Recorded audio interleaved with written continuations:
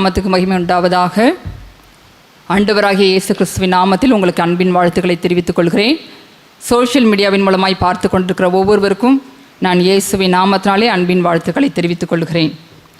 இந்த நாளிலுமாய் கூட கர்த்தர் எனக்கு ஒரு விடுதலையை தர வேண்டும், எனக்கு சுகத்தை கொடுக்க வேண்டும், என்னுடைய தேவைகளை சந்திக்க வேண்டும் என்று சொல்லி பலவிதமான காரியங்களோடு ஏக்கங்களோடு இந்த இடத்திற்கு நீங்கள் வந்திருக்கலாம். இந்த நாளிலே கர்த்தர் உங்களை விடுதலை செய்வதற்கு, உங்களுடைய தேவைகளை சந்திப்பதற்கு அவர் நம்மிடத்தில் எதிர்பார்க்கிற காரியம், நாம் அவருடைய வசனங்களை கேட்க வேண்டும் என்று சொல்லி யோவான் 8ஆம் அதிகாரம் 32வது வசனத்திலே இப்படியாய் சொல்லப்பட்டிருக்கிறது, சத்தியத்தையும் அறிவீர்கள், சத்தியம் உங்களை விடுதலையாக்கும். கர்த்தருடைய வேத வசனம்தான் சத்தியம், அவருடைய வேத வார்த்தைகள் தான் சத்தியம் என்று சொல்லி நாம் வேதத்திலே பார்க்கிறோம்.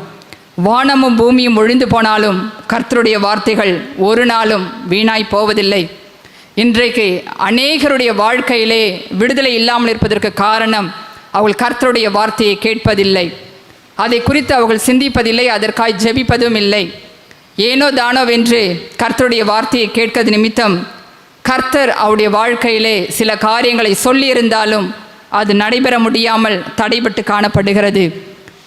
நாம் அப்படி இல்லாதபடி வேதத்திலே எப்படி இயேசுவிடமிருந்து அவருடைய வசனத்தை கேட்டு சுகத்தையும் விடுதலையும் பெற்றுக்கொண்டார்கள் என்று சொல்லி ஒரு 3 நபர்களை குறித்து இந்த நாளிலே நான் உங்களோடு பகிர்ந்து கொள்ள விரும்புகிறேன். அவர்கள் கர்த்தருடைய வசனத்தை கேட்டபடியினாலே அவளுக்கு பிசாசின் பிடியிலிருந்து விடுதலை கிடைத்தது, வியாதி நீங்கினது, அவருடைய தேவைகள் சந்திக்கப்பட்டது. அதை குறித்து நாம் இந்த நாளிலே தியானிக்கலாம். முதலாவதாக லூக்கா 13ஆம் அதிகாரம் 10 முதல் 16 வரையுள்ள வசனங்களை நாம் வாசிக்க கேட்கலாம். இந்த வசனங்களிலே இப்படியாய் சொல்லப்பட்டிருக்கிறது, இயேசு தேவாலயத்திலே உபதேசம் பண்ணி கொண்டிருந்தார். ஜனங்கள் எல்லாரும் அவரை தேடி தேவாலயத்திற்கு வந்திருந்தார்கள், அவருடைய உபதேசத்தை கேட்கும்படி தேவாலயத்திற்கு வந்திருந்தார்கள். அந்த இடத்திலே 18 வருடமாய் ஒரு ஸ்திரீ, பலவீனப்படுத்தும் ஆவியை கொண்ட ஒரு ஸ்திரீயும் அந்த தேவாலயத்திற்கு வந்திருந்தாள். அவள் எவ்வளவும் நிமிரக்கூடாத கூனியாய் இருந்தாள் என்று சொல்லி நாம் வேதத்திலே பார்க்கிறோம். அந்த ஸ்திரீ ஒரு மிகுந்த வேதனையின் மத்தியிலே பிசாசினாலே கட்டப்பட்டவளாய் 18 வருடங்களாய் மிகுந்த வேதனையோடு அந்த தேவாலயத்திற்கு வந்திருப்பார்கள். அவர்கள் வந்து கர்த்தருடைய வசனத்தை கேட்டிருந்திருப்பார்கள். அதனால்தான் இயேசு அந்த தேவாலயத்தில் இருந்த பல பேர் வந்திருக்கக்கூடும், ஆனால் அந்த ஸ்திரீயை அவர் விடுதலை செய்வதற்கு காரணம், அவள் தேவனுடைய வார்த்தையை கேட்கும்படியாய் ஆவலோடு வந்திருந்தாள். அவளுடைய விசுவாசத்தை கர்த்தர் கண்டார். விசுவாசம் கேள்வியினாலே வரும், கேள்வி தேவனுடைய வசனத்தினாலே வரும் என்று சொல்லி வேத வசனம் சொல்லுகிறது. நாம் வேத வசனங்களை கேட்கும் பொழுது, வாசிக்கும் பொழுது, தியானிக்கும் பொழுது நமக்குள்ளாய் விசுவாசம் வரும். அந்த விசுவாசத்தோடு நாம் ஜெபிக்கும் பொழுது கர்த்தர் நம்முடைய தேவைகளை சந்திப்பதற்கு அவர் வல்லமையுள்ளவராய் இருக்கிறார்.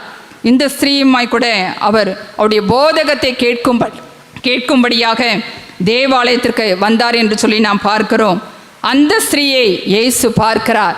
இயேசு பார்த்தது மாத்திரமல்ல, அவளுக்குள்ளாய் இருந்த அந்த கர்த்தருடைய வசனத்தை கேட்க வேண்டும் என்கிற இந்த தாகத்தை கர்த்தர் பார்த்தார். ஏனென்றால் இயேசுவுக்கு யாரும் எந்த காரியத்தையும் சொல்ல தேவையில்லை. அவர் மனுஷனுடைய உள்ளத்தில் இருப்பதை அவர் அறிந்திருக்கிறபடினாலே எல்லாம் அவருக்கு தெளிவாக தெரியும். அதனால்தான் இயேசு அந்த ஸ்திரீயை கண்டு தம்மிடத்திலே அழைக்கிறார். உடனே அந்த ஸ்திரீ இயேசுவிடத்தில் வரும்பொழுது இயேசு அவள் மேல் தமது கைகளை வைத்தார். கைகளை வைத்த மாத்திரத்தினே அந்த ஸ்திரீ உடனே நிமிர்ந்து தேவனை மகிமைப்படுத்தினாள் என்று சொல்லி நாம் இந்த இடத்திலே பார்க்கிறோம். காரணம், பிசாசினாலே அந்த ஸ்திரீ ஒரு பலவீனப்படுத்தும் ஆவியினாலே கட்டப்பட்டிருந்தாள். அவள் கர்த்தருடைய வார்த்தையை கேட்கும் பொழுது அவளுக்குள்ளாய் விசுவாசம் வந்தது. அந்த விசுவாசத்தை இயேசு கண்ட பொழுது உடனே அவளை தம்மிடத்தில் அழைத்தார். அழைத்தது மாத்திரமல்ல, அந்த நொடி பொழுதே அந்த சகோதரிக்கு அந்த பலவீனப்படுத்தும் ஆவியிலிருந்து விடுதலையை கொடுக்கிறார். கொடுத்த உடனே ஒன்றும் சொல்லவில்லை, கர்த்தர் அவள் மீது தமது கைகளை வைத்தார். உடனே அவள் நிமிர்ந்து நின்றாள் என்று சொல்லி நாம் வேதத்திலே பார்க்கிறோம். காரணம், அந்த ஸ்திரீயினுடைய விசுவாசம். வேதத்திலே நாம் பார்க்கும் பொழுது இயேசுடைய வசனத்தை கேட்கும்படி அதிகாலயத்திலே தேவாலயத்திற்கு அநேகர் கூடி வருவார்கள் என்று சொல்லி நாம் வேதத்திலே பார்க்கிறோம். அப்படியாய் கூட இந்த ஸ்திரீ கூட மிகுந்த கஷ்டத்தின் மத்தியிலே எப்படியாவது ஆண்டோடைய வசனத்தை கேட்க வேண்டும் என்று சொல்லி அவர்கள் ஆவலோடு வந்திருப்பார்கள். அவருடைய விசுவாசத்தை கர்த்தர் கண்டார், அவருடைய மன விருப்பத்தை கர்த்தர் கண்டார். அந்த நாளிலே அந்த ஸ்திரீக்கு இயேசு விடுதலை கொடுத்தார் என்று சொல்லி நாம் இந்த வேத வசனங்களின் வாயிலாக அறிந்து கொள்ள முடிகிறது. இன்றைய நாட்களிலே நாம் எப்படி வருகிறோம்? வேத வசனங்களை கேட்கும்படி எப்படி வருகிறோம்? ஆவலோடு வருகிறோமா, இல்லை கடமைக்காக வருகிறோமா என்று சொல்லி நாம் நம்மை ஆராய்ந்து பார்க்க வேண்டும். கர்த்தருடைய வேத வசனங்கள் தான் நம்மை உயிர்ப்பிக்கிறதா இருக்கிறது. அதிலே ஜீவன் இருக்கிறது, வல்லமை இருக்கிறது. நாம் வேத வசனத்தை கேட்காதபடி என்ன ஜெபித்தாலும் அந்த ஜெபத்திற்கு பதில் வராது. வேதத்தை கேளாதபடி தமது செவியை விழக்கூடிய ஜெபம் அருவருப்பானது என்று சொல்லி நாம் வேதத்திலே பார்க்கிறோம். நாம் வேத வசனங்களை கேட்க வேண்டும், வாஞ்சையோடு கேட்க வேண்டும். இயேசு என்னோடு பேசுகிறார் என்ற உணர்வோடு நாம் அதை கேட்டு அந்த வசனத்தின்படி நடந்து ஜெபிக்கும் பொழுது மாத்திரமே கர்த்தர் நம்முடைய வாழ்க்கையிலே விடுதலையை கொடுக்க முடியும், அற்புதங்களை செய்ய முடியும். அநேகர் பாருங்க, சில நேரத்தில் சொல்லுவாங்க, எனக்கு இந்த காரியம் ஊழியக்காரங்க சொன்னாங்க ஆனால் அது நடக்கலைன்னு சொல்லி. அது நடக்காத காரணம் நாம் அந்த வார்த்தையை விசுவாசிப்பதில்லை. இல்லாவிட்டால் அதை கேட்டுவிட்டு அதோடு விட்டு விடுவது, அதை குறித்து நாம் ஜெபிப்பது கிடையாது, இயேசுவிடத்தில் கேட்பது கிடையாது, கர்த்தருடைய வசனங்களோடு நாம் ஒப்பிட்டு பார்ப்பது கிடையாது. அதனால்தான் நாம் ஆசீர்வாதத்தை இழந்து விடுகிறோம். ஆனால் இந்த ஸ்திரீ விசுவாசத்தோடு தேவாலயத்திற்கு வந்து கர்த்தருடைய உபதேசத்தை கேட்டபடியினாலே, கர்த்தருடைய வசனத்தை கேட்டபடியினாலே அந்த நாளிலே அந்த ஸ்திரீ சுகத்தை பெற்றுக்கொண்டாள் என்று சொல்லி நாம் இந்த வேதத்திலே பார்க்க முடிகிறது. இரண்டாவதாக பார்க்கும் பொழுது மார்க் எழுதின சுவிசேஷம் 1ஆம் அதிகாரம் 21 27 வரையுள்ள வசனங்களை நாம் பார்க்கிறோம். இந்த இடத்திலே பார்க்கும் பொழுது இயேசு ஒரு நாள் கப்பர்நகூமுக்கு போகிறார். அந்த கப்பர்நகூமிலே உள்ள ஒரு ஜெப ஆலயத்திலே பிரவேசித்து போதகம் பண்ணி கொண்டிருந்தார் என்று சொல்லி நாம் 21வது வசனத்திலே பார்க்கிறோம். அந்த கப்பர்நகூமிலே ஜெப ஆலயத்திலே இயேசு போதகம் பண்ணி கொண்டிருந்த பொழுது அந்த இடத்துல அவருடைய போதகத்தை கேட்கும்படி திரளான ஜனங்கள் வந்திருந்தார்கள். அந்த ஜெப ஆலயத்திலே அசுத்த ஆவியுள்ள ஒரு மனுஷனும் வந்திருந்தான். அவன் இயேசுவை பார்த்த பொழுது அவனுக்குள்ளாயிருந்த அசுத்த ஆவிகள் அலறத் தொடங்கினது. அந்த அசுத்த ஆவிகள் சொல்லுகிறது, நசரேயனாகிய இயேசுவே, எங்களுக்கும் உமக்கும் என்ன? எங்களை கெடுக்கவா வந்தீர்? உம்மை இன்னார் என்று அறிவேன், நீர் தேவனுடைய பரிசுத்தர் என்று சத்தமிட்டான். இந்த அசுத்தாவியுள்ள பிடித்த மனிதன் அவன் சொல்லுகிறான், இயேசுவை பார்த்த உடனே அவனுக்குள்ளாக இருந்த அசுத்தாவிகள் சொல்லுகிறது, அவன் எனக்கும் உமக்கும் என்ன என்று சொல்லி கேட்கவில்லை, எங்களுக்கும் உமக்கும் என்ன. அவனுக்குள்ளாய் அநேக பிசாசுகள் இருந்திருக்கக்கூடும் என்று சொல்லி நான் நம்புகிறேன். அதனால்தான் அவன் சொல்லுகிறான், எங்களுக்கும் உமக்கும் என்ன? எங்களை கெடுக்கவா வந்தீர் என்று சொல்லுகிறான். அது மாத்திரமல்ல, அவன் சொல்லுகிறான், அந்த அவனுக்குள்ளாய் இந்த அசுத்தாவிகள் சொல்லுகிறது, உம்மை இன்னார் என்று அறிவேன், நீர் தேவனுடைய பரிசுத்தர். அந்த அசுத்தாவிகள் தேவனை குறித்து அவர்கள் சாட்சி சொல்லுகிறது, மகிமைப்படுத்துகிறது, தேவனுடைய பரிசுத்தர் என்று சொல்லி அந்த அசுத்தாவிகள் சொல்லுகிறது. ஆனால் இன்றைக்கு நாம் எப்படி இருக்கிறோம்? கர்த்தருடைய வார்த்தைகளை குறித்து நமக்கு ஒரு பயம் இல்லாமல் காணப்படுகிறது. கர்த்தருடைய வசனத்தை குறித்த ஒரு பயம் இல்லாதபடினால் தானே இன்றைக்கு அநேக காரியங்களிலே நாம் தோல்வி அடைந்தவர்களாய் காணப்படுகிறோம். இந்த வார்த்தையை அந்த பிசாசு சொன்ன பொழுது அதுக்கு நன்றாக தெரியும் இயேசு ஒரு பரிசுத்தமுள்ள தேவன் என்று சொல்லி தன்னுடைய நாவினாலே அந்த அசுத்த ஆவி பிடித்த மனிதன் அறிக்கையிடுகிறான். உடனே இயேசு சொல்லுகிறார், நீ பேசாமல் இவனை விட்டு புறப்பட்டு போ என்று சொன்னார். உடனே அந்த அசுத்தாவி அவனை விட்டு புறப்பட்டு போனது. அங்கிருந்த ஜனங்கள் ஆச்சரியப்படுகிறார்கள், இது இந்த புதிய உபதேசம் எப்படிப்பட்டது? இவர் அதிகாரத்தோடே கட்டளையிடுகிறாரே என்று சொல்லி அந்த தேவாலயத்திற்கு வந்திருந்த ஜனங்கள் அவர்கள் சொல்லுகிறதை நாம் பார்க்கிறோம். காரணம், அந்த அசுத்தாவி பிடித்த மனிதன் அந்த கர்த்தருடைய வசனத்தை கேட்கும்படியாய் தேவாலயத்திற்கு வந்தான். அந்த வசனத்தை கேட்டபடியினாலே அந்த நாளிலே இயேசு அந்த மனிதனுக்கு ஒரு விடுதலையை கொடுத்தார். அவனை பிசாசின் பிடியிலிருந்து இயேசு விடுதலை செய்தார் என்று சொல்லி நாம் இந்த வேத வசனங்களின் வாயிலாக அறிந்து கொள்ள முடிகிறது. இன்றைக்கு நாம் எப்படி வருகிறோம்? இன்றைக்கு அநேகர் பிசாசின் பிடியிலே கட்டப்பட்டவர்களாய் இருக்கிறார்கள், மந்திரவாதிகளினாலே கட்டப்பட்டவர்களாய் இருக்கிறார்கள். ஒரு வாரம் ஜபத்துக்கு வருவார்கள், ஒரு வாரம் தேவாலயத்துக்கு வருவார்கள், ஒரு 2-3 வாரம் வந்துவிட்டு ஒன்றும் நடக்கவில்லை என்று சொல்லி அவர்கள் பின்மாற்றமாய் போயிடுவார்கள். அப்படிப்பட்டவர்களுக்கு இயேசு சுகத்தை கொடுக்க முடியாது. கர்த்தருடைய வார்த்தையை விசுவாசித்து அவரை தேடி வந்தால் மாத்திரமே இயேசு சுகத்தை கொடுக்க முடியும். யாரெல்லாம் இயேசுவை தேடி வந்தார்களோ அத்தனை பேருக்கும் இயேசு சுகம் கொடுத்தார். அந்த வேத வசனங்களை கேட்கும் பொழுது அவர்களுக்குள்ளாய் ஒரு விசுவாசம் வரும். அந்த விசுவாசம் வரும்பொழுது இயேசு எப்படியும் எனக்கு உதவி செய்வார் என்கிற ஒரு நம்பிக்கை உருவாகும். கர்த்தர் அதை பார்க்கும் பொழுது அவர்களுக்கு விடுதலை கொடுக்கிறார் என்று சொல்லி நாம் இந்த வேத வசனங்களின் வாயிலாக அறிந்து கொள்ள முடிகிறது. அவர் அதிகாரமுடையவராய் போதித்தார் என்று சொல்லி வேதம் சொல்லுகிறது. அந்த ஜனங்கள் ஆச்சரியப்பட்டார்கள். இயேசுவை குறித்து அவர்கள் ஆச்சரியப்பட்டு சொல்லுகிறார்கள், இந்த புதிய உபதேசம் எப்படிப்பட்டது, இவர் அதிகாரத்தோடே அசுத்த ஆவிகளுக்கும் கட்டளையிடுகிறாரே என்று சொல்லி அந்த ஜனங்கள் ஒருவரோடொருவர் பேசி கொண்டார்கள் என்று சொல்லி நாம் இந்த வேத வசனத்தின் மூலமாக அறிந்து கொள்ள முடிகிறது. அன்பானவர்களே, இந்த நாளிலே ஒருவேளை நீங்களுமாய் கூட சில வியாதிகளினாலே, சில விதமான பிசாசுகளினாலே கட்டப்பட்ட நிலைமையில் இருக்கலாம். ஆனால் நீங்கள் இயேசுவை தேடி அவருடைய உபதேசத்தை கேட்கும்படி அவரிடத்தில் வந்து அவருடைய வசனத்தை நீங்கள் தியானிக்கும் பொழுது, கேட்கும் பொழுது கர்த்தர் உங்கள் தேவைகளை அவர் சந்திப்பதற்கு வல்லமையுள்ளவராயிருக்கிறார். உங்களை பிசாசின் பிடியிலிருந்து விடுதலை செய்வதற்கும் என் ஆண்டவராகிய இயேசு கிறிஸ்து வல்லமையுள்ளவராயிருக்கிறார். மூன்றாவதாக ஒரு சகோதரி குறித்து நாம் பார்க்கலாம். லூக்கா எழுதின சுவிசேஷம் 6ஆம் அதிகாரம் 6 to 10 வரையுள்ள வசனங்களை நாம் பார்க்கும் பொழுது இங்கு ஒரு சூம்பின கையுடைய ஒரு மனிதனை குறித்து நாம் பார்க்கிறோம். இந்த மனிதனும் கர்த்தருடைய உபதேசத்தை கேட்கும்படியாய் தேவாலயத்துக்கு வந்தார். 6 நாம் பார்க்கலாம். 6வது வசனத்திலே, வேறொரு ஓய்வு நாளிலே அவர் ஜெப ஆலயத்தில் பிரவேசித்து உபதேசித்தார். அங்கே சூம்பின வலது கையுடைய ஒரு மனுஷன் இருந்தான். பாருங்க, அவனுடைய வலது கை சூம்பினதாய் இருக்கிறது. அந்த மனுஷன் தேவாலயத்துக்கு வந்திருக்கிறான். கர்த்தருடைய வசனத்தை கேட்கும்படியாய், கர்த்தருடைய வார்த்தையை கேட்கும்படியாய் அந்த மனிதன் வந்திருந்தான். இயேசு அவருடைய அந்த மனிதனுக்கு அந்த நாளிலே சுகத்தை கொடுக்கிறதை நாம் பார்க்கிறோம். அவர் சூம்பின கையுடைய மனுஷனை நோக்கி அவர் சொல்லுகிறார், நீ எழுந்து நடுவே நில் என்று சொல்லுகிறார். உடனே அந்த மனிதன் எழுந்து நடுவிலே நிற்கிறான். அப்பொழுது இயேசு சொல்லுகிறார், உன்னுடைய கையை நீட்டு என்று சொன்ன பொழுது அந்த மனிதன் தன்னுடைய கையை நீட்டுகிறான். அந்த வலது கை சூம்பி போன நிலைமையில் இருந்த அந்த வலது கை மறு கையை போல சொஸ்தமாயிற்று என்று சொல்லி நாம் இந்த வேத வசனத்திலே பார்க்க முடிகிறது. அந்த மனிதனுக்கு அவனுடைய சுகம் வேண்டும். அந்த நாளிலே அவன் கர்த்தருடைய வசனத்தை கேட்கும்படியாய், இயேசுடைய வார்த்தையை கேட்கும்படியாய் தேவாலயத்திற்கு வந்திருந்தான். கர்த்தர் அவனை பார்க்கிறார்.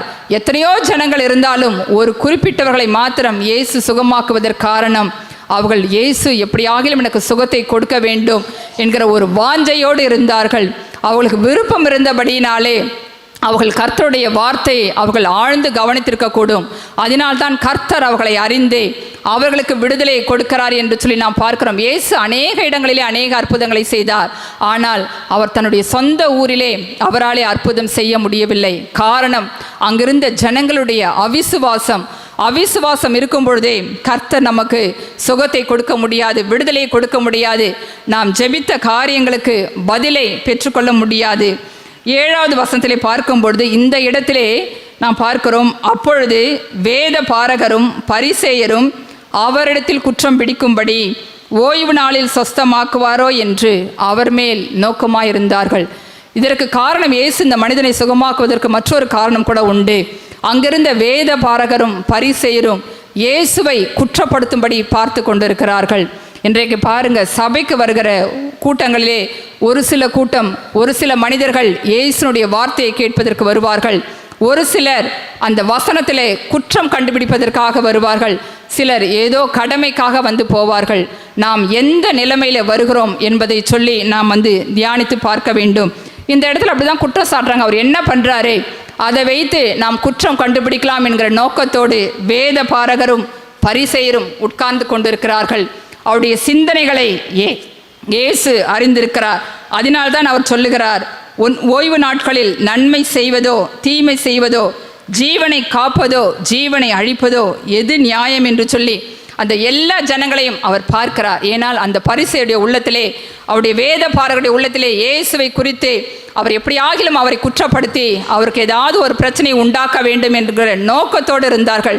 அந்த நோக்கத்தை இயேசு அறிந்திருந்தபடினாலே அந்த சொல்லிதான் அவர் அந்த மனிதனுக்கு சுகத்தை கொடுக்கிறார் என்று சொல்லி நாம் பார்க்கிறோம்.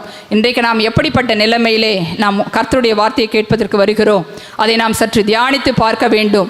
குற்றம் கண்டுபிடிக்கிற நோக்கத்தோடு வந்தால் கர்த்தரிடத்திலிருந்து அற்புதத்தை பெற்றுக்கொள்ள முடியாது. கடமைக்காக நாம் வந்தால் கர்த்தரிடத்திலிருந்து அற்புதத்தை பெற்றுக்கொள்ள முடியாது. நாம் உண்மையாகவே கர்த்தருடைய வார்த்தையை கேட்டு அதன்படி நாம் கீழ்ப்படிய வேண்டும். கர்த்தருடைய வேத வசனங்கள், கர்த்தருடைய உபதேசம் வார்த்தையானது உபதேசத்துக்கும் கடிந்து கொள்ளுதலுக்கும் சீர்திருத்தலுக்கும் நீதியை படிப்பிக்குதலுக்குமாய் இருக்கிறது என்று சொல்லி 2 தீமோத்தேயு 3:16 நாம் பார்க்கிறோம். வேத வாக்கியங்கள் எல்லாம் தேவ ஆவினாலே அருளப்பட்டிருக்கிறது. நாம் அந்த வார்த்தையை விசுவாசிக்க வேண்டும். கர்த்தருடைய வார்த்தையை விசுவாசிக்க வேண்டும். நமக்கு ஆசீர்வாதமாக இருந்தால் அந்த வார்த்தையை மாத்திரம் நாம் எடுத்துக்கொள்வோம். அது உபதேசமாக கடிந்து கொள்ளுதலாக நம்மை திருத்துகிற வார்த்தைகளாக வந்தால் உடனே நாம் அதை ஏற்றுக்கொள்வதில்லை. அதை நாம் புறம் தள்ளி போகிறோம். அதனால்தான் நம்முடைய ஆசீர்வாதம் சில நேரங்களிலே தடைபட்டு காணப்படுகிறது. கடந்த 4 நாட்களுக்கு முன்பாக ஒரு அருமையான சகோதரி தொலைபேசியில் என்னோடு பேசினார்கள். அவர்கள் நாங்கள் யூடியூப்பில் சகோதரிய செய்திகளை பார்த்தோம் என்று சொல்லி சில செய்திகளை சொல்லி கொண்டு வந்தார்கள். சொல்லி கொண்டு வந்து அவர்கள் ஒவ்வொரு செய்தியிலையும் அதில் எது அவங்களுக்கு கர்த்தர் அவர்களோடு பேசினாரோ அது அவங்களுக்கு ஊண்டிங்காக இருந்திருக்கிறது. அந்த வார்த்தையை மட்டும் எடுத்துக்கொண்டு இது இப்படி சொல்லியிருக்கீங்க, இது எப்படி இருக்கும் அப்படி இருக்கும்னு சொல்லி கேட்டுட்டு இருந்தாங்க. நான் சொன்னேன், எல்லாம் கர்த்தருடைய வார்த்தைகள். நீங்கள் அதை விசுவாசித்தால்தான் கர்த்தர் உங்களுக்கு அற்புதம் செய்ய முடியும். நீங்கள் இப்படி குற்றம் கண்டுபிடித்து கொண்டிருந்தால் கர்த்தர் நிச்சயமாக உங்களுடைய வாழ்க்கையிலே ஒரு காரியத்தையும் செய்ய முடியாது என்று சொல்லி நான் சொன்னேன். அவர்கள் சொன்னார்கள், நான் அந்த ஊழியத்திற்கு கொடுத்தேன், இவ்வளவு கொடுத்தேன், அதை கொடுத்தேன், என்னுடைய பிள்ளைகளை இந்த திட்டத்தில் சேர்த்தேன், எல்லாம் செய்தேன் என்று சொல்லி ஒரு பெரிய பட்டியலிட்டார்கள். நான் சொன்னேன், இதையெல்லாம் நீங்கள் யாருக்கு செய்தீர்கள் என்று சொல்லி கேட்டேன். அவர்கள் இயேசுக்கு தான் செய்து. அப்புறம் இயேசுக்கு செய்துன்னு சொல்லிட்டு நீங்கள் இந்த மாதிரி சொல்லிட்டு இருந்தா அப்புறம் எப்படி உங்களுடைய வாழ்க்கையில் ஆசீர்வாதம் வரும்? முதல்ல நீங்கள் குறை சொல்கிறத நிறுத்துங்க. நீங்கள் ஆண்டவருக்காக கொடுக்குறீங்க, ஆண்டவருக்காக தான் செய்தீங்க. அதை செஞ்சுட்டு ஊழியக்காரனுக்கு கொடுத்தேன்னு சொல்லிட்டு இருந்தா ஊழியக்காரர்கள் அவர்கள் தவறு செய்திருந்தால் அவர்கள் கர்த்தருக்கு கணக்கு கொடுக்க போகிறார்கள். நீங்கள் போய் அவருடைய தவறுகளுக்காக நீங்கள் என்ன கர்த்தரத்தில் கணக்கு கொடுக்க போறீங்களான்னு கேட்டேன். அவங்க இல்லை சிஸ்டர் அப்படின்னாங்க. பின்ன எதுக்கு நீங்கள் இப்படி பேசிட்டு இருக்கீங்க? உங்களுடைய கணவர் தவறி போகும்பொழுதே நீங்கள் ஜெபித்திருக்க வேண்டும், அதை செய்யவில்லை. 3 பிள்ளைகளும் தவறி போய்விட்டார்கள் என்று சொல்லுகிறீர்கள். அதற்காக நீங்கள் ஜெபித்தீர்களா? உபவாசம் இருந்து ஜெபித்தீர்களா? கர்த்தருடைய வார்த்தை சொல்லியிருக்கிறதே, ஆண்டவரே உங்களுடைய வார்த்தையின்படி என் கணவரை ரட்சியும், என் பிள்ளைகளை ரட்சியும் என்று நீங்கள் என்றைக்காவது ஜெபித்தீர்களா என்று கேட்டேன். இல்லை சிஸ்டர், நான் அந்த ஊழியத்துக்கு எழுதி போட்டேன். எந்த ஊழியத்துக்கு எழுதி போட்டாலும் ஊழியக்காரர்கள் ஜெபம் பண்ணுவாங்க. உங்களுடைய தேவைகளுக்காக நீங்கள் ஜெபித்தால் மாத்திரமே இயேசு அற்புதம் செய்வார். உங்கள் ஒருத்தருக்கு மாத்திரம்தான் ஊழியக்காரர்கள் ஜெபித்து கொண்டிருக்க முடியுமா என்று சொல்லி நான் அவர்களோடு பேசினேன். இல்லை, நான் ஒரு பெரிய பொறுப்பில் நான் எச்சமாக இருக்கிறேன், அதனால் என்னால் ஜெபம் பண்ண முடியல. நான் சொல்ல, நீங்கள் எந்த பொறுப்பில் இருந்தாலும் உங்களுடைய தேவைகளுக்காக நீங்கள் ஜெபித்து நீங்கள் கர்த்தருடைய வார்த்தையை வைத்து கொண்டு நீங்கள் விசுவாசத்தோடு கேட்கும் பொழுது மாத்திரமே இயேசு உங்களுக்கு அற்புதம் செய்ய முடியும். அதை விட்டு நீங்கள் ஊழியக்காரரை குறை சொல்லிக்கொண்டு இயேசுக்கு இவ்வளோ கொடுத்தேன் அவ்வளோ கொடுத்தேன்னு சொல்லியிருந்தா நிச்சயம் உங்களுக்கு ஆண்டவர் விடுதலையே கொடுக்க மாட்டார். முதலாவது நீங்கள் மனம் திரும்புங்க. மனம் திரும்பி கர்த்தரிடத்தில் ஒப்புரவாகுங்கள். இதுவரைக்கும் நீங்கள் செஞ்சதெல்லாம் போகும். இனிமேலாவது ஆண்டவரே உங்களுடைய வார்த்தையின்படி நான் நடக்கிறேன், இந்த வார்த்தையின்படி எனக்கு அற்புதம் செய்யுங்க என்று சொல்லி நான் கேட்டேன். அவளை ஒரு விக்கிரகத்துக்கு போகிறவர்கள் பாருங்க, அவங்க எவ்வளவோ கொடுக்குறாங்க, கொண்டு போய் அந்த விக்கிரகத்துக்கு கொட்டுறாங்க. ஒரு மனுஷன் கூட நான் இவ்வளவு கொடுத்தேன்னு சொல்லவே மாட்டாங்க. ஆனால் தேவனுடைய பிள்ளைகள் தான் நான் இவ்வளோ கொடுத்தேன் அவ்வளோ கொடுத்தேன்னு சொல்லிட்டு இருக்கீங்க. அவங்க சொல்கிறாங்க, நான் கோடிக்கணக்கில் கொடுத்தேன். நீங்கள் கோடிக்கணக்கில் யாருக்கு கொடுத்தீங்கன்னு கேட்டேன். நான் கொஞ்சம் நேரம் அமைதியாக இருந்தாங்க. கர்த்தருக்கு தான் சிஸ்டர் கொடுத்தேன். நீங்கள் கர்த்தருக்கு கொடுத்தீங்க, சந்தோஷம். ஆனால் நீங்கள் அதன்படி நடக்கலை, கர்த்தருடைய வார்த்தைகளின்படி நடக்கலை. அதை சொல்லிட்டு பெரிய பெரிய ஊழியக்காரர்கள் பேரையெல்லாம் சொன்னாங்க. எல்லா ஊழியக்கார பேரையும் சொல்லி முடிச்சுட்டாங்க. இவங்களுக்கு செஞ்சால் அவங்களுக்கு கொடுத்த. நீங்கள் யாருக்கு கொடுத்தாலும் சரி, நீங்கள் மனம் திரும்பாவிட்டால் நிச்சயம் ஒரு வார்த்தையும் உங்களுக்கு நிறைவேறாது. ஒரு வார்த்தை கூட கர்த்தர் உங்களுக்கு சொன்ன தீர்க்க தரிசனங்கள் நிறைவேறாது. நீங்கள் ஆசீர்வதிக்கப்படாமல் குறைவுபட்டிருப்பதற்கு காரணம் உங்களுடைய வாயின் வார்த்தைகள் தான். நீங்கள் கர்த்தருடைய வார்த்தையை கேட்கவில்லை, கர்த்தருடைய வசனத்தை கேட்கவில்லை, அதில் குறையதை கண்டுபிடித்து கொண்டிருந்தீர்கள் என்று சொல்லி நான் அவர்களோடு கொஞ்சம் கோபமாக தான் பேசினேன். அப்பொழுது அந்த சிஸ்டர் கொஞ்சம் நேரம் பொறுத்து சொன்னாங்க, ஆமாம் சிஸ்டர், நான் இது வரைக்கும் நான் அதை செய்யலை, இனிமேல் நான் சரி. நான் சொன்னேன், இப்போ கூட உங்களுக்கு எல்லாம் முடிந்து போகவில்லை. நீங்கள் வாரத்தில் ஒரு நாள் உபவாசத்தோடு நீங்கள் கர்த்தருடைய வார்த்தை சொல்லி ஆண்டவரே என்னுடைய பாவங்களை மன்னியும் என்று சொல்லி நீங்கள் கர்த்தரிடத்தில் ஒப்புரவாகி நீங்கள் ஜெபிக்கும் பொழுது கர்த்தர் நிச்சயமாய் உங்களுடைய கணவரையும் 3 பிள்ளைகளையும் மாற்றுவார், உங்களை சாட்சியாக நிறுத்துவார். என்ன, எங்களுடைய ஊழியத்தின் பாதையிலே எத்தனையோ பேரை கர்த்தர் சாட்சிகளாக நிறுத்தியிருக்கிறார், உங்களுக்கும் நிச்சயம் அப்படி செய்வார் என்று சொல்லி நான் அந்த சகோதரத்தில் சொன்னேன். உடனே அந்த சகோதரி புரிந்து கொண்டு, சரிஸ்டர், நான் இனிமேல் செய்கிறேன், நான் உபவாசம் இருந்து நான் என்னுடைய கணவருக்காக பிள்ளைகளுக்காக கர்த்தருடைய வார்த்தையை நான் கேட்டு அதன்படி நடந்து ஜெபிக்கிறேன் என்று சொல்லி அந்த நாளிலே அவள் கர்த்தரோடு ஒப்புரவானார்கள். இன்றைக்கு அந்த சகோதரியைப் போலதான் நம்முடைய வாழ்க்கையும் நடந்து கொண்டிருக்கிறது. எல்லாவற்றையும் நாம் மற்ற ஊழியக்காரர்கள் மேலே, இயேசுவின் மேலே பழி சொல்லிட்டு நம்ம அப்படியே உண்மையாக இருந்த மாதிரி நம்ம நடந்து கொள்வோம். அதனால்தான் சில நேரங்களிலே நம்முடைய ஆசீர்வாதங்கள் தடைபட்டு போவதற்கு காரணம் அதுதான். கர்த்தர் சொன்ன வாக்கு தத்தங்கள், தீர்க்க தரிசனங்கள் நிறைவேறாமல் போவதற்கு கர்த்தர் அல்ல, ஊழியக்காரர்கள் அல்ல, நாம் கர்த்தருடைய சித்தத்தின்படி நடக்காதபடினாலே நம்முடைய ஆசீர்வாதத்தை நாம் இழந்து போகிறோம்.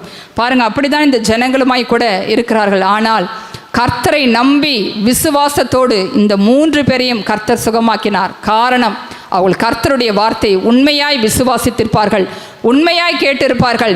அதனால்தான் அந்த தேவாலயத்தில் எத்தனையோ பேர் இருந்திருக்கக்கூடும், ஆனால் இந்த 3 பேரை மாத்திரம் கர்த்தர் சுகமாக்குகிறார் என்று சொல்லி நாம் வேத வசனங்களின் வாயிலாக அறிந்து கொள்ள முடிகிறது. எனக்கு அன்பான சகோதரனே, சகோதரியே, இந்த நாளிலுமாய் கூட நாம் நம்முடைய இருதயத்தை கர்த்தருக்கு நேராய் திருப்புவோம். கர்த்தருடைய வசனங்களின்படி நடப்பதற்கு நம்மை அர்ப்பணிப்போம். கர்த்தர் நம்மை ஆசீர்வதிக்கிற வார்த்தைகள் நாம் எடுத்துக்கொள்ளுகிற நாம் அதே நேரத்திலே கர்த்தர் நம்மோடு பேசுகிற வார்த்தைகளை நாம் புரிந்து கொள்ள வேண்டும். உபதேசத்தை ஏற்றுக்கொள்ள வேண்டும், கடிந்து கொள்ளுதலை ஏற்றுக்கொள்ள வேண்டும். அப்படி இருந்தால் மாத்திரமே கர்த்தருடைய வார்த்தையின்படி நாம் நடக்க முடியும். நாம் நம்முடைய மன விருப்பத்தின்படி நடந்து கொண்டு இயேசு என்னை ஆசீர்வதிக்கவில்லை என்று சொன்னால் நாம் நம்மை தாமே ஏமாற்றிக் கொள்ளுகிறவர்களாக இருக்கிறோம். இந்த நாளிலே நாம் அப்படி இராமல் முதலாவது நம்முடைய வாழ்க்கையை கர்த்தருக்கு ஒப்பு கொடுப்போம். இதுவரைக்கும் நடந்த காரியங்கள் போதும். எந்தெந்த காரியத்திலே குறைவுகள் காணப்படுகிறதோ, ஒருவேளை சொல்லப்பட்ட தீர்க்க தரிசனங்கள், வாக்கு தத்தங்கள் உங்களுடைய வாழ்க்கையில் நிறைவேறாமல் இருந்தால், சுகம் கிடைக்காமல் இருந்தால், நீங்கள் கர்த்தரை நோக்கி கூப்பிடுங்கள். ஆண்டவரே, உங்களுடைய வார்த்தைக்கு நான் செவி கொடுக்கிறேன், சத்தியம் உங்களை விடுதலையாக்கும் என்று சொன்னீரே, இந்த வேத வசனத்தின்படி என்னை விடுதலையாக்கும் என்று சொல்லி நாம் உண்மையாய் கர்த்தரிடத்திலே மனம் திரும்புவோம் என்று சொன்னால், கர்த்தர் இந்த நாளிலே நம்மை மன்னித்து நம்முடைய தேவைகளை சந்தித்து நமக்கு கொடுத்த வாக்குத்தத்தத்தை அவர் நிறைவேற்றி கொடுப்பதற்கு அவர் வல்லமை உள்ளவராய் இருக்கிறார். காரணம், வானமும் பூமியும் ஒழிந்து போனாலும் கர்த்தருடைய வார்த்தைகள் ஒரு நாளும் ஒழிந்து போவதில்லை. இந்த கர்த்தருடைய வசனங்கள் தான் நம்மை கடைசி நாளிலே நியாயம் தீர்க்கும். வேற எந்தவும் நம்மளை நியாயம் தீர்க்காது. இயேசு நம்மை நியாயம் தீர்க்கும் பொழுது இந்த வசனங்களை கொண்டு தான் நம்மை நியாயம் தீர்ப்பார். அப்பொழுது நாம் வசனத்தின்படி வாழ்கிறோமா, இல்லை நம்முடைய விருப்பத்தின்படி வாழ்கிறோமா, எப்படி வாழ்கிறோம் என்பதை இந்த நாளிலே நாம் சற்று நம்மை ஆராய்ந்து பார்ப்போம். எல்லாரும் ஒரு நாள் கர்த்தருக்கு முன்பாக நாம் நியாயாசனத்திலே போய் நிற்க வேண்டும், கர்த்தருக்கு கணக்கு கொடுக்க வேண்டும். அப்பொழுது இந்த வேத வசனங்கள் தான் நம்மை நியாயம் தீர்க்கும். எனவே அதை குறித்த ஒரு பயம் உள்ளவர்களாய் கர்த்தருடைய வார்த்தையின் மீது ஒரு பக்தியோடு பயத்தோடு நாம் கர்த்தரை தேடும் பொழுது கர்த்தர் இந்த நாளிலே நம்முடைய பாவங்களை மன்னித்து, நாம் தெரியாமல் செய்த பாவங்களை மன்னித்து, நம்முடைய அவிசுவாச குறைவுகளை கர்த்தர் மாற்றி நம்முடைய தேவைகளை சந்திப்பார், நமக்கு விடுதலையை கொடுப்பார். எந்தெந்த காரியங்கள் குறைவுபட்டு காணப்படுகிறதோ அந்தந்த காரியங்களை கர்த்தர் வருகிற நாட்களிலே நிறைவேற்றி ஆசீர்வதித்து நம்மை உயர்த்துவார். நாம் இந்த நாளிலே கர்த்தருடைய வசத்தை கேட்பதற்கு, அதன்படி நடப்பதற்கு நம்மை ஒப்பு கொடுப்போம். அப்பொழுது கர்த்தர் நம்மை விடுதலை செய்வார். கர்த்தர் தாமே இந்த வசனங்களை ஆசீர்வதிப்பாராக. ஆமென். நாம் ஜெபிக்கலாம். அன்பின் பரலோக பிதாவே, நன்றியோடு துதிக்கிறேன் ஆண்டவரே, ஸ்தோத்திரிக்கிறேன் ஐயா. சத்தியத்தை அறிவீர்கள், சத்தியம் உங்களை விடுதலையாக்கும் என்று சொன்னீரே அப்பா. உம்முடைய வேத வசனங்கள் தான் ஆண்டவரே சத்தியம், உம்முடைய வார்த்தைகள் தான் ஆண்டவரே சத்தியம். அந்த வார்த்தையை நாங்கள் விசுவாசிக்கிறோம் ஆண்டவரே, உம்முடைய வல்லமையை நாங்கள் விசுவாசிக்கிறோம் ஆண்டவரே. தகப்பனை, இந்த நாளிலுமாய் கூட ஆண்டவரே, நாங்கள் ஆண்டவரே உம்முடைய வார்த்தைக்கு கீழ்ப்படியாமல் இந்த நாட்கள் உண்டு, உம்முடைய வசனத்தின்படி நடக்காமல் இந்த நாட்கள் உண்டு ஆண்டவரே. எல்லாவற்றையும் மன்னித்து என் தேவனாகிய கர்த்தர் இந்த நாளிலே ஆண்டவரே உம்முடைய சித்தத்துக்கு ஆண்டவரே உம்முடைய வார்த்தைக்கு யாரெல்லாம் கீழ்ப்படிவதற்கு தங்களை அர்ப்பணிக்கிறார்களோ என் தேவனாகிய கர்த்தர் ஆண்டவரே நீர் அவர்களை தொடுவீராக ஆண்டவரே. அவருடைய பாவங்கள் அக்கிரமங்களை மன்னித்து ஆண்டவரே நீர் தடைப்பட்டிருக்கிற காரியங்களை நீர் இந்த நாளிலே நிறைவேற்றி கொடுங்க ஆண்டவரே. தடைகளை தகர்க்கிற தேவன் நீர் ஆண்டவரே. உம்முடைய பிள்ளைகளுடைய விசுவாசத்தை பார்த்து ஆண்டவரே நீர் அவளை உயர்த்தும்படியாய் நான் ஜெபிக்கிறேன் ஆண்டவரே. எந்தெந்த காரியங்களிலே குறைவுகள் காணப்படுகிறதோ, எந்தெந்த காரியங்களிலே தடைகள் காணப்படுகிறதோ, வியாதினாலே கஷ்டப்படுகிறார்களோ அப்பா நீர் மனம் இறங்குவீராக. எப்படி ஆண்டவரே இந்த பிள்ளைகளுக்கு பிசாசின் பிடியிலிருந்து விடுதலையை கொடுத்தீரோ, சுகத்தை கொடுத்தீரோ, அதே போல ஆண்டவரே உம்முடைய பிள்ளைகளுக்கு இந்த நாளிலே ஒரு சுகம் இயேசுவின் நாமத்தினாலே உண்டாகும்படியாய் நான் ஜெபிக்கிறேன் ஆண்டவரே. அப்பா, உம்மை நோக்கி உண்மையாய் கூப்பிடுகிற பிள்ளைகளுக்கு என் தேவனாகிய கர்த்தர் அவருடைய மன விருப்பத்தை நிறைவேற்றி கொடுங்க ஆண்டவரே. பாவங்களை மன்னித்து ஆண்டவரே நீர் கிருபை செய்வீராக. ஆண்டவரே, நீர் அப்படியே செய்து உம்முடைய வார்த்தையின்படி ஆண்டவரே நீர் அவர்களை விடுதலையாக்கி உமக்கென்று சாட்சியாய் நிறுத்துங்க. நீர் அப்படியே செய்ய போகிறபடினால் உமக்கு நன்றி ஆண்டவரே. இயேசு கிறிஸ்துவின் வல்லமையுள்ள நாமத்தில் ஜெபிக்கிறேன் நல்ல பிதாவே, ஆமேன்.